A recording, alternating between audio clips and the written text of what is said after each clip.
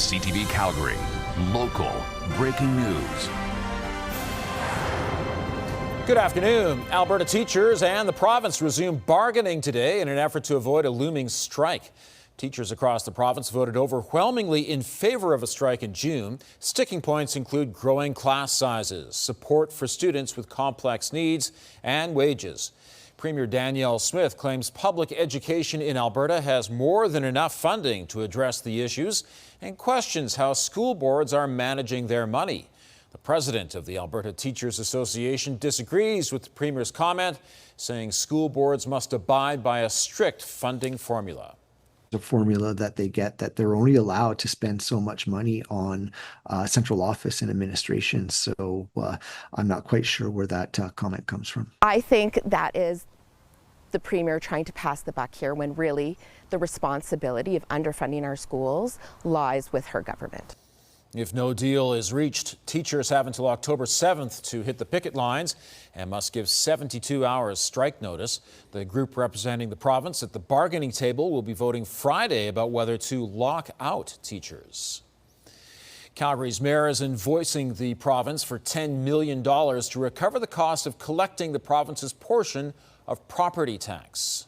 This invoice is a symbol of fairness and accountability. If the province insists on downloading responsibilities, it must also accept the costs. Jyoti Gondek says the province hiked education property taxes by 15.6%. The provincial part of property tax is set unilaterally by the province and adds up to about $1 billion a year. The mayor says it's unfair for that money to subsidize the rest of Alberta. Premier Danielle Smith says she'd be happy to deal with the issue by having the province take over all tax collection. The UCP government's Alberta Next panel returns tonight with a meeting in Fort McMurray. The panel is touring the province, hearing how people feel about the province's role in Confederation. The panel has pitched 6 policy ideas, including pulling out of the Canada Pension Plan and replacing the RCMP with a provincial police force. The most recent town hall session in Edmonton boiled over, with many people expressing their anger with the panel. After Fort McMurray tonight, Premier Danielle Smith and the panel will be in Lloydminster on Wednesday.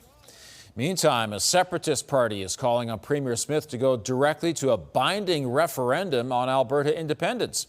The Republican Party of Alberta issued a statement on Monday suggesting the government already has the authority to schedule a referendum without requiring a petition. The Premier says while her government is working on a series of referendum questions to put to the people, separation won't be one of them.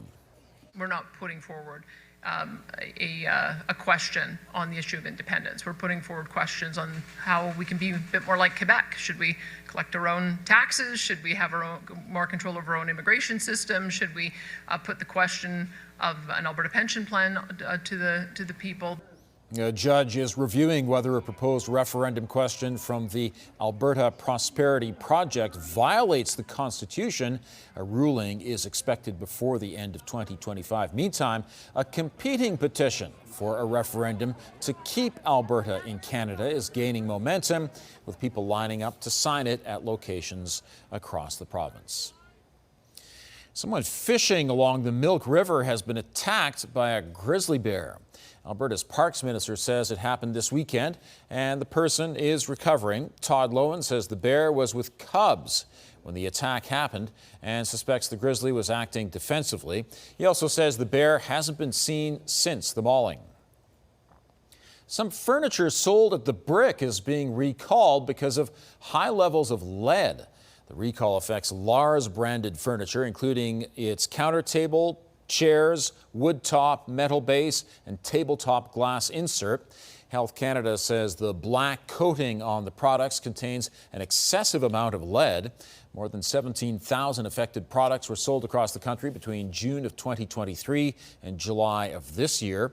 No illnesses have been reported. People who bought the furniture are advised to stop using it immediately and contact the Brick. Starting Monday, Calgary's Culture Days kick off for another year. Throughout the month of September, there will be multiple events celebrating Calgary's arts and culture.